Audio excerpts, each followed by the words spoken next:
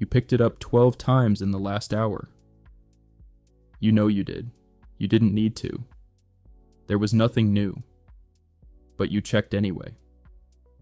And here is the strange part. You already knew there was nothing new when you reached for it. So why did you do it? The answer has nothing to do with willpower.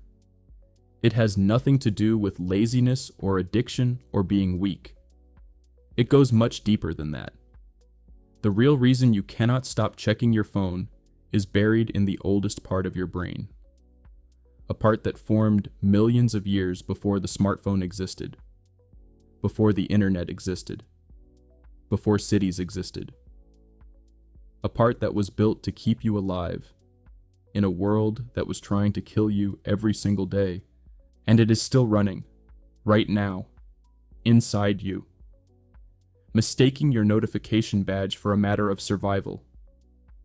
Think about what your ancestors faced, not your grandparents, not even your great-great-grandparents.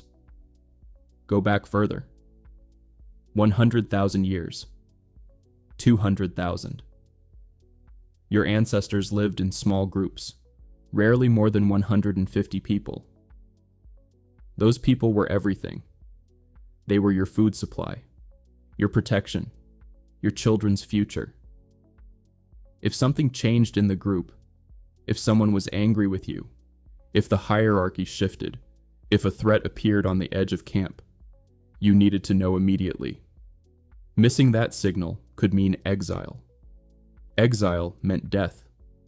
Psychologist Robin Dunbar spent decades studying human social groups and found that the human brain evolved specifically to track around 150 social relationships simultaneously. Not because ancient humans chose to be social, because survival demanded it. Your brain became a social radar, constantly scanning, constantly updating, constantly asking one question: has anything changed? That question never stopped. Now place that ancient radar inside the modern world. Place it inside a device that fits in your palm. A device that can, at any moment, deliver a message from another human. A signal. A change. Your brain does not know that the message is probably your coworker asking about a spreadsheet. Your brain treats every incoming signal the same way it treated a rustle in the grass 200,000 years ago. Something may have changed. You need to check. Neuroscientist Wolfram Schultz identified exactly what happens in your brain when you anticipate a reward you are not sure is coming. His research on dopamine showed that the anticipation of a variable reward, a reward that might arrive or might not, activates the dopamine system more powerfully than a guaranteed reward. This is not a small effect. It is the same mechanism that drives gambling. The same mechanism that makes slot machines so difficult to walk away from. Your phone is a slot machine.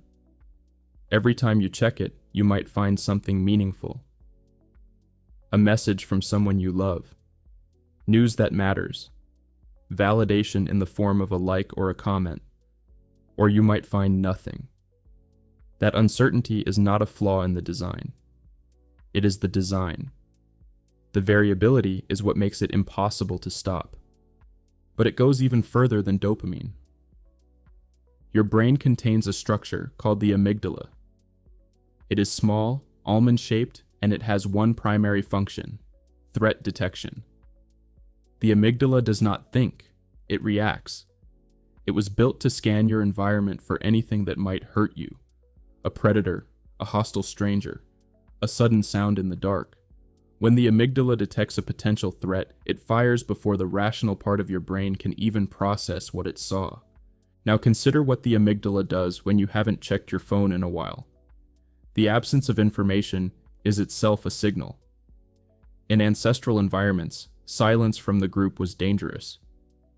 If the other humans in your camp went quiet, something was wrong. Your brain learned to treat uncertainty as a mild threat. And a mild threat means the amygdala wants you to go look. Go check. Go find out if something has changed. This is why you reach for your phone even when you are not bored. even when you are in the middle of a conversation, even when you know, rationally, that nothing important is waiting. The amygdala is not asking for your opinion. It is issuing a command. Researcher Larry Rosen studied the behavior of thousands of people across multiple studies, examining what he called technology anxiety.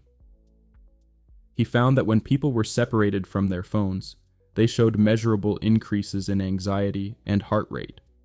The phone's absence triggered a stress response, not because the phone itself was soothing, but because the phone represented access to social information, and being cut off from social information still registers deep in the brain as a form of danger.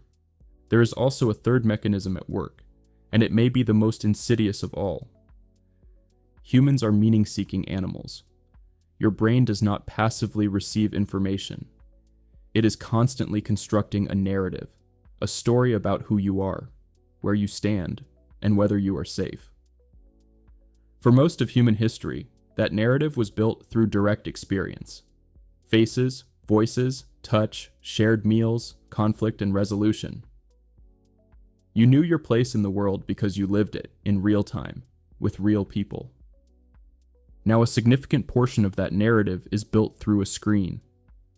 The likes on a photo are not just data points, they are feedback signals that your brain uses to answer an ancient question. Am I accepted? Am I valued? Do I belong? These are not vanity questions. In an ancestral environment, the answer to those questions determined whether the group kept you or cast you out. Your brain cannot fully separate an Instagram like from a vote of inclusion in the tribe. So every time you post something, and then check back 10 minutes later to see if anyone responded, you are not being vain. You are being ancient. You are doing exactly what your ancestors did when they told a story around a fire and watched the faces of the group for approval. The need to know if you are seen, if you are heard, if you matter. That need is millions of years old. Your phone just gave it a new surface to run on. This is what makes the situation so difficult to escape through willpower alone. You are not fighting a bad habit. You are fighting a survival system. A system that was refined over hundreds of thousands of years to ensure that ancestors who paid close attention to social signals lived long enough to become your ancestors. The ones who didn't care, who missed the signals, who checked out, they are not in your family tree. You inherited the brain of the ones who kept checking. Psychologist B.J. Fogg, who spent years studying the design of persuasive technology at Stanford, made an observation that reframes everything. He argued that when a behavior is deeply difficult to change, it is almost never a character flaw. It is almost always a design problem. The behavior is the logical output of the environment the brain is placed inside. Change the environment, and you change the behavior. Fight your own neurology, and you will lose. This means the question is not, why can't I stop checking my phone? The question is, what does my environment look like right now, and who designed it? Because someone did design it. The notification badge on an app icon is not an accident. The red color was chosen specifically because red activates the brain's threat detection system. The infinite scroll was engineered to remove the natural stopping points that would otherwise signal to your brain that you are done. The variable notification schedule, sometimes a message comes, sometimes it doesn't, was calibrated to maximize engagement. These are not conveniences. They are levers built by teams of engineers with access to the same neuroscience you are reading about right now. They knew about the dopamine system. They knew about the amygdala. They knew about the social brain. And they built products designed to press every one of those buttons as often as possible. This is not a conspiracy, it is economics. Attention is the product. Your ancient brain is the raw material. So where does that leave you? The brain that pulls your hand toward the phone is the same brain that let your ancestors survive ice ages, famines, predators, and every catastrophe that came before the digital age. It is not broken. It is not weak. It is doing exactly what it was built to do, scanning for social signals, seeking variable rewards, treating uncertainty as a mild but persistent threat.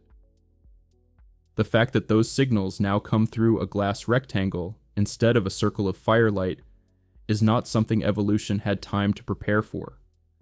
200,000 years of development does not update in a generation.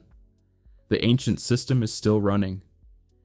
And tonight, when you reach for your phone without meaning to, when your hand moves before your brain decided, you will know exactly what you are feeling. Not weakness, not failure. You will feel 200,000 years of survival instinct doing its job, looking for the signal, checking if something has changed, making sure you are still part of the group. The same thing your ancestors did every night around a fire that no longer exists.